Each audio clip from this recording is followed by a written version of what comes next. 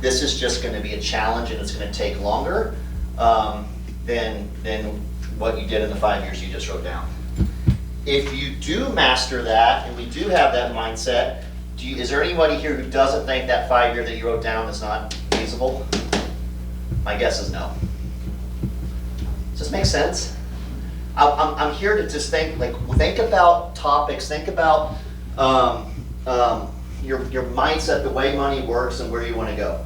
Now, here's a couple things I want to add. Here's some books I've read. These are some of the books that Gary told me to read about money. And I'll give you kind of the basic topics of it that have really kind of framed my mindset. One is called The Millionaire Next Door. Has anybody read that? Heard of it. It's an older book. It's so good. And that book's about being humble, and some of the richest people, the wealthiest people in the world actually have modest homes, but they have great lives and businesses and travel and everything, but they live in the primary stuff under their means. Does that make sense? It's a great book. Another book I would encourage you to read is called The Richest Man in Babylon. That's a great book. And these are timepieces, y'all. Like, these are like really old traditional books that are really good.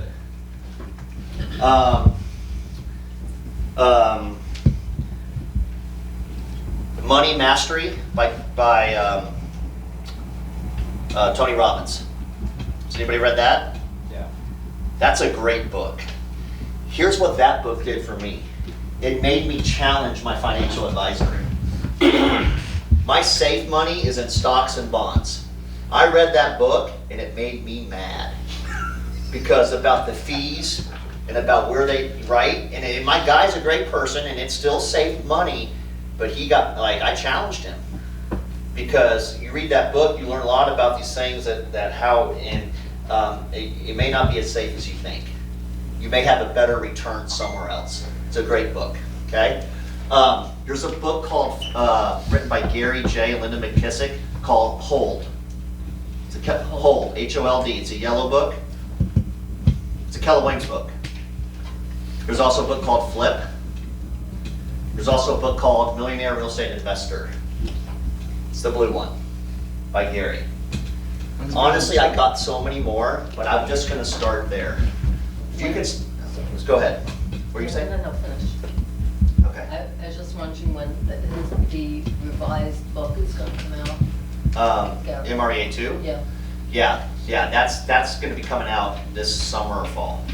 He's a little busy with tech right now, but the research is coming in on MREA 2. By the way, it's not going to be much different than the original. The numbers will change, but a little bit because of tech, but the concepts are all going to be pretty much dialed in. Okay. So those are books that kind of get you thinking about money. Here's some other things, some things I've learned and I've read from other people about building wealth. Invest in what you know. I've learned this the hard way. I've lost hundreds of thousands of dollars of investing in things because I thought that person was smart, knew what they were doing, and I wasn't in control. Does this make sense? Please listen to that. And if you're already in investments that you don't know, go learn them and then go challenge your financial advisor. Well, what do you guys know? Real estate. Real estate. That's illegal inside trading. Legal. You'll have the best opportunity you see, and it's legal. I would be buying properties. By the way, I'm not doing this to try to get anything, but you're coming to Dallas. If you stay a day early or later, that's one of the best rental markets in the world. I have 7 properties there. 4, I live in Dallas, I haven't even seen 3. I'm gonna say that again.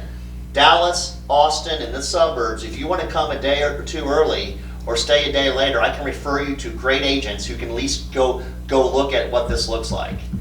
Meaning, I'm just going to be very transparent. Part of my portfolio is rental properties, and so back to invest in what you know in and what you love. Well, I'm a real estate guy, and I just have and know what your standards are. Like, so residential real estate in Texas is if the market crashes tomorrow, but they're close to a hospital and a great school district, I won't have a problem with vacancy. And if I can put them on a 15-year note, I will either still break even or still cash flow as well. So all my rental properties right now we're on 15-year notes, next to a hospital, next to great schools. Now, if the market crashes and I can't cash flow, then on a 15-year, I'll do the 30. But I'm an investor for the long term. I'm not saying it's right or wrong. You got to decide on your goals. Are you an investor to build wealth where other people pay for it and you hold it? Or are you going to be part of your portfolio to invest and flip and take the cash flow and parlay it in somebody up into something else? By the way, either strat or both. Either strategy is fine. I am pretty heavy in long-term stuff, just FYI. Dallas is a market, Texas, and there's some other markets out there that it's hot. Because we have a lot of growth going up towards Oklahoma, and there's new development. Like Plano, Frisco is probably out of the question now, because that was hot 5-6 years ago. But there's new stuff that's farther away from Dallas that are awesome rental properties. I want you to think outside of just here.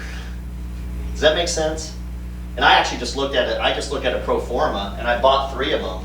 I got my property manager. It made sense. I ran it, go boom, and I moved income, money from here, and I just bought those properties. And my goal is to do 2 more this year. Okay, so do what you love, what you're competent in. Okay, and the other things on investors, stay true. There's rules of money. Live below your means, right? Be educated. So all those books is find your kind of 5 to 10 things that are important to you, and let that be your investment rules. Let that be your guideline to building wealth or to being investing. Okay. The other thing is when you put on your 5-year, I'm just telling you something that I had on me. I had a number, but then I said, okay, I wanted to go invest in a commercial property.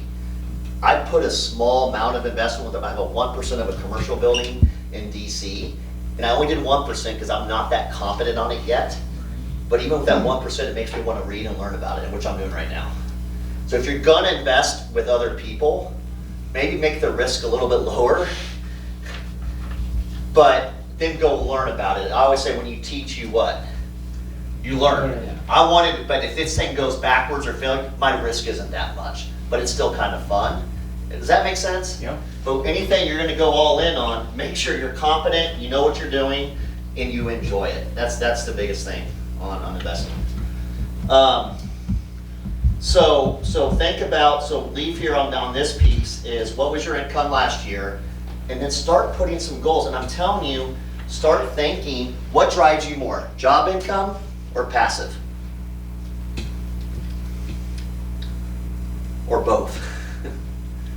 What happens is, again, this leads to a lot of options out here. If we neglect this, no matter what, we're going to spend most of our time over here. And that's just the reality. Are you hearing me? Because when you nail this, we're now talking career visioning. We're talking leverage. We're talking you're hiring great people so you can go away for 6 months. You've got passive income. You got more money. You can go invest in all this and do that. Now, to the profit share concept. First of all, any other questions, thoughts, comments on kind of, and again, this is, I base my financial goals every single year on cash flow quadrant. And I want to be real clear. KW, Gary Keller founded this company because the industry was over here. He's like, this sucks. We're not helping our agents having businesses worth owning. I need to create systems and models, leads, listings, leverage, KWU, training, career visioning, everything, so we can help our agents live here, and that frees them up to spend money making money down here. Yes? Quick question. What is the book that talks about the 4 quadrants? Cash flow quadrant. Or Rich Dad, Poor Dad. Okay? Okay, thank you. Okay. Does anybody else want to give a book that they've read that's helped, so you can help the class, or a mindset about money? one thing, Well, of course, yes. which is focus. What's the one thing that I can do where everything else becomes easier or unnecessary? That. Absolutely. The one thing it actually is a financial wealth building book. I love it.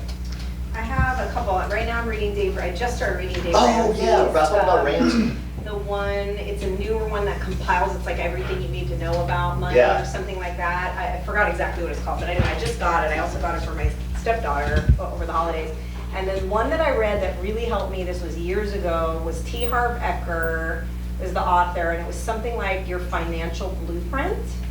And what was really cool about that, especially if anybody he talks about our associations with money that we've been born into and based on our environment, like how we feel about money.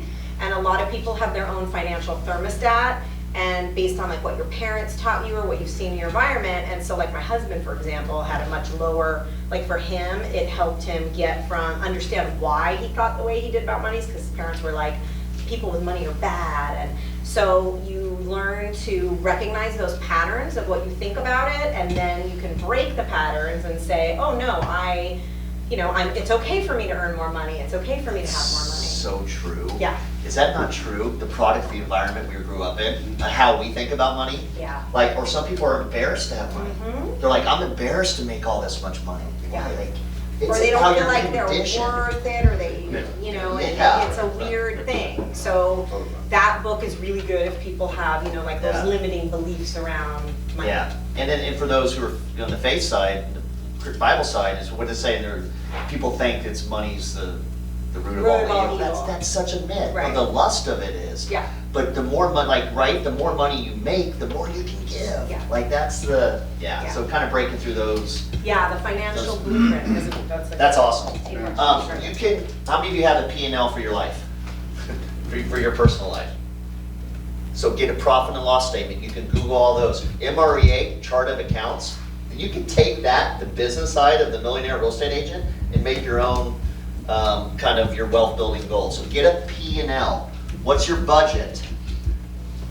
You gotta get a personal budget, a budget for your business. All this should be kind of tied into it.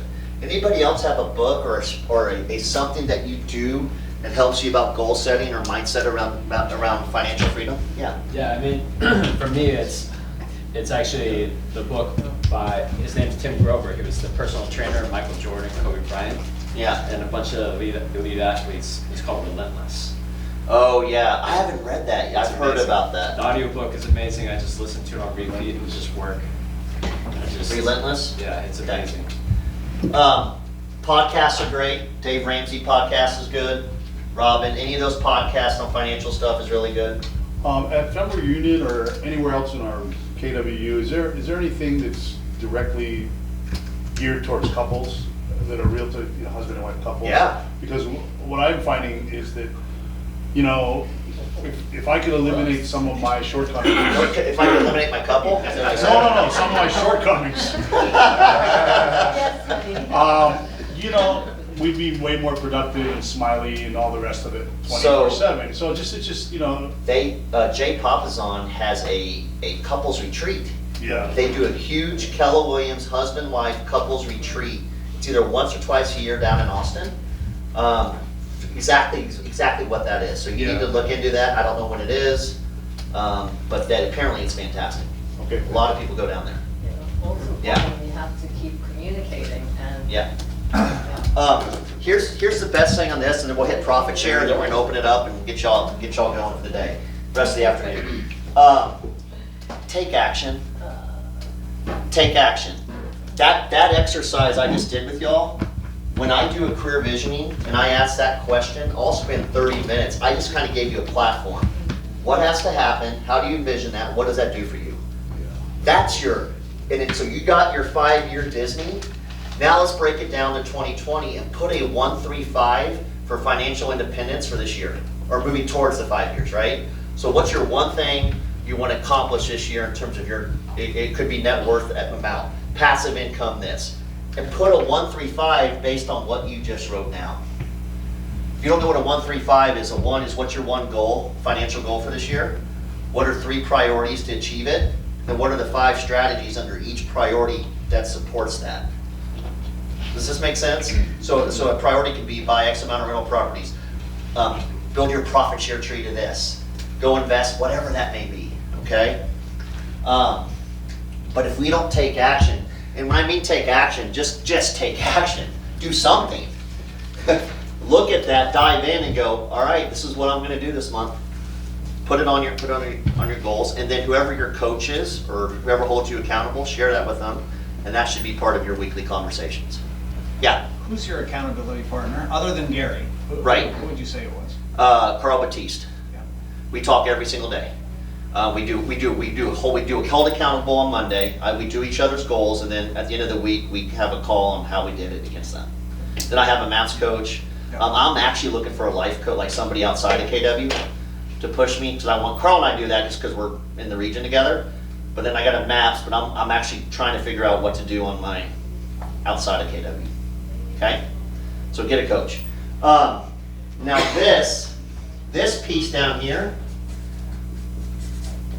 y'all, and this is Gary Keller, and I believe this is probably the best form of investment that you have, and that's through people. And you have 0 risk, 0 liability, and 0 management. What's that? Profit share. How many of you football fans? Super Bowl's coming up, yes? Go Niners. Okay, go. Well, I'm a Cowboy fan. It's okay, man. But I got to root for San Fran because they're in our region. So here's my question on profit share. And here's the question you should ask your co-op agents at every deal you do with. Okay? We'll stick with the Niners. Okay. Steve, who's your favorite 49er of all time?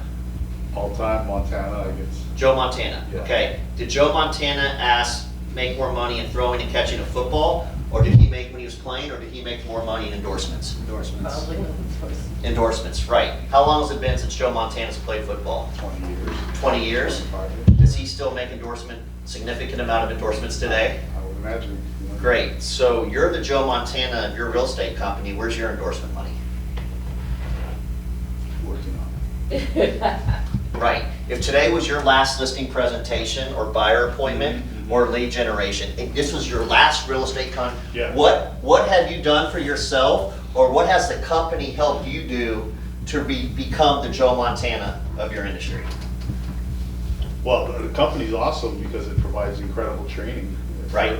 But okay, we don't need to role play this out, but that's the question you need to ask a talented person that you either want on your team or you want to partner with Keller Williams. Yeah. Right? And I want to be real clear. There's some companies out there that say, oh, we got this. But what happens is they go straight from self-employed to investor with no profit. And we know what we're talking about. There's a cultural disconnect with that, where you're a true partner, business ownership, culture, it matters. And then you have a long-term investment strategy, which is profit share. Okay? So I've always asked that question. The way I would do it is to get this kind of, and it kind of leads to what I just did today. I'll ask them, so what's your favorite sport? Swimming. Awesome. Who's your favorite swimmer of all time? Michael Phelps. Great. Then what's the question? Did Michael Phelps make more money swimming and winning gold medals, or does he make more money in endorsements? Well, he's an amateur, so endorsements. Right, so where's yours? Right? Michael Kors, shopping. I love shopping. Who's your favorite designer? Michael Kors. Yes, the same. Right? Attach it to what their passion is, and then that can lead into kind of saying, hey, where are you in this income mindset of your real estate career? Does that make sense? A couple other things you need to understand about profit share. We've passed $1.3 billion now. Put that in perspective. Market Center owners have given back $1.3 billion since 1987 in profit share back to agents as a thank you for being part of this company. That's pretty powerful, okay? The #1 profit share team last year did $1.4 million. Profit share alone, okay? Gary says, and I believe it because he says we're going to 250,000 agents, is the #1 profit share earner still hasn't joined us yet. Okay? We're doing a couple hundred, a million, 200 million a year right now in profit share alone. Now, Maui, let's go local here. We're in a little different place than we were 5 years ago. 5 years ago, it was Keller who, or Keller what, and Lisa, and Colette, and this leadership, and this core group, and these top agents who you all been part of this, like y'all have made this a awesome place to be. Yes? And the profit share's here now. It's significant. It's no longer this pie in the sky. It's real money. And so whether it's a new agent or a top producer of the co-op transaction, to me it's not recruiting when you care about somebody in their business. And to me the best way to do it is say, hey, I want you to come to family reunion with me to Dallas. I want you to come to this bold class. I want you to come to this training class. I care about your business, and I want to expose you to a model that teaches our agents to be over here. You're not the recruiters. Lisa's great at that. Some of you can do it, awesome. But she also has the KPA, which is an amazing assessment about how does people think, how do they act, how do they make decisions, what makes them tick. It's a self-discovery tool where no other company has it, so that's a great way to kind of interact the model. And then now the third thing would be technology. Pull up your laptop, put their name in it, send them insights, send them the neighborhood stuff, and they're gonna sit there going, are you kidding me? Nobody has that. So just be passionate and be more, think of an inviter on the recruiting side. On this real quick, I just want to, and I'll hit you this one thing, and then we'll kind of wrap this up today. Where do I point? Y'all know? Oh, there it is.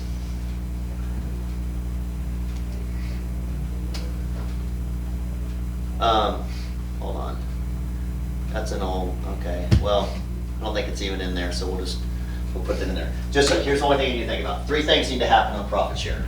One is you have to sponsor someone into Keller Williams, right? Here's where Lisa's a pro, and here's where the team leaders are trained to ask the question is, who's the person most responsible for you joining Keller Williams? It's not your best friend. It's not who's going to coach you. It's not going to train you. It's why are you here today? It says who had the most influence on you joining. Second is you can sponsor anybody anywhere we have a Keller Williams franchise. And I need to share that with y'all because you are literally on an island. And a lot of people have this perception that profit share is just based on the people you sponsor here.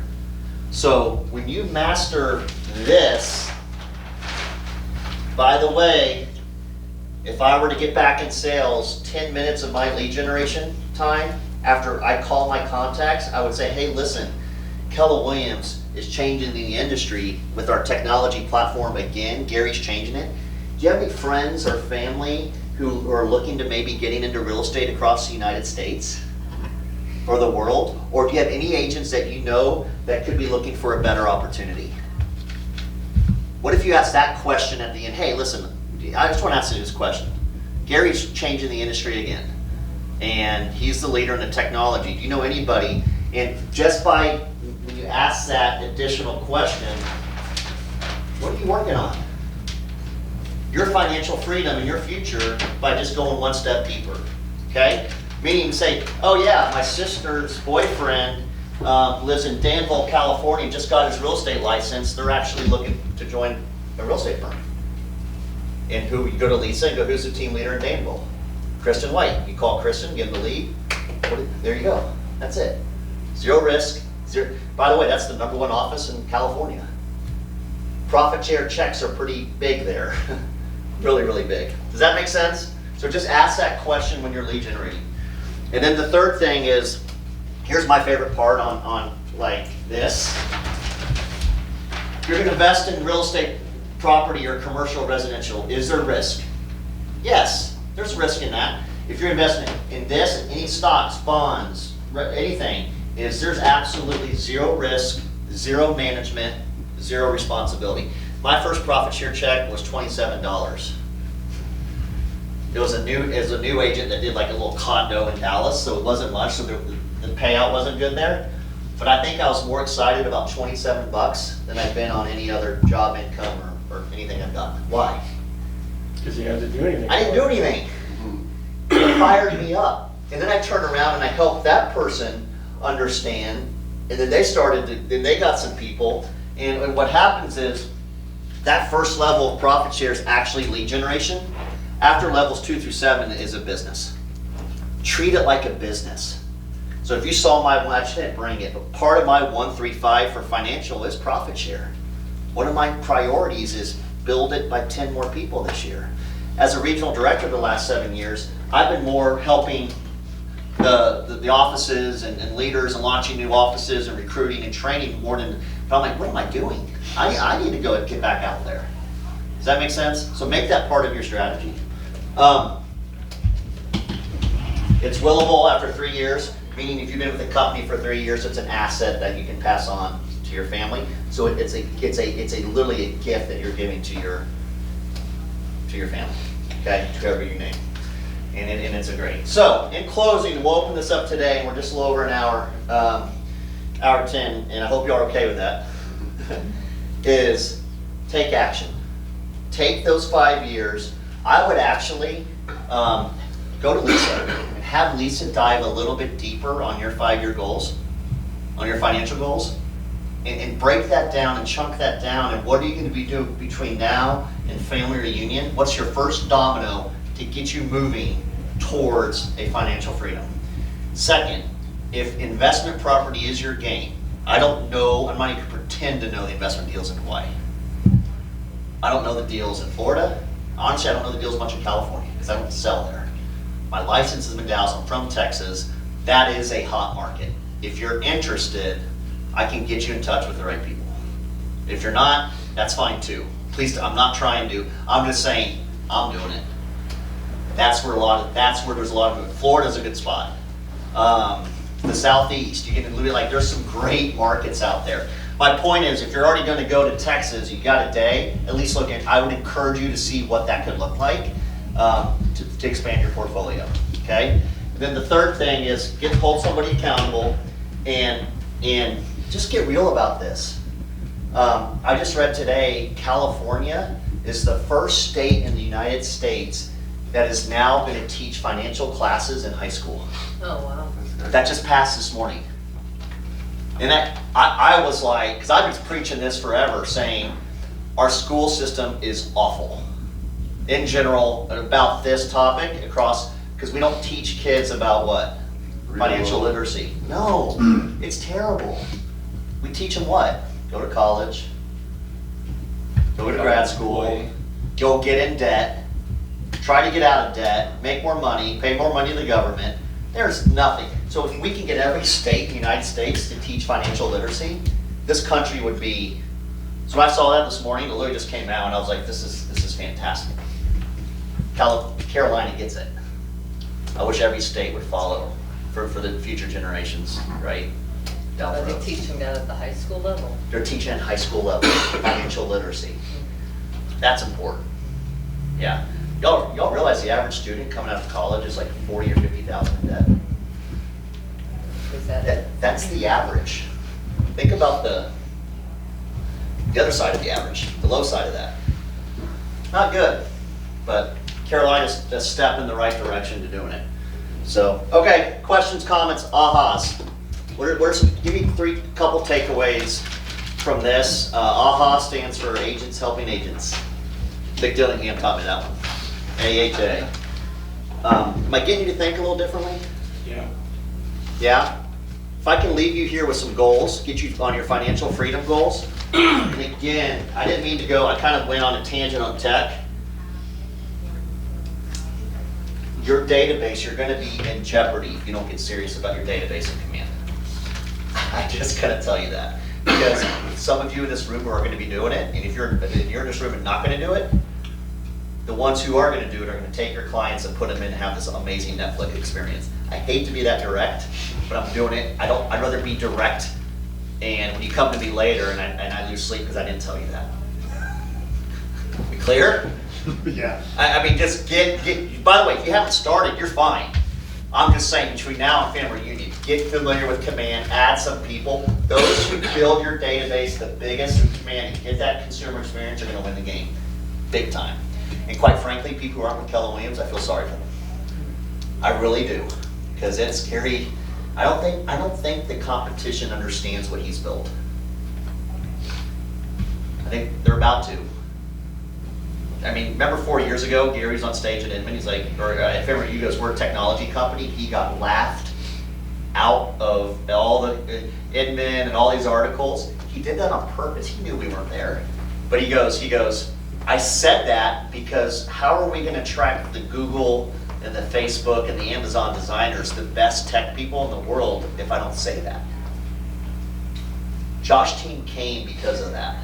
Josh Team goes, oh, he's on a mission. He's gonna build this data with our own agents, with artificial intelligence, with 160,000 top producers, consumers, agent specific based on what they want, where you're the fiduciary, and then catch us if you can, because when you own your data, we don't have to worry about buying other companies or stockholders, we can just go.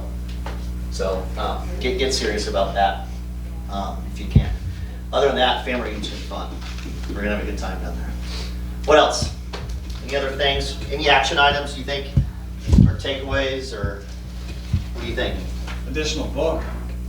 What? There's one that they told us to read when we installed the platform at the aerospace company, and it's an older book, but it holds true for change. What is it? Who Moved My Cheese?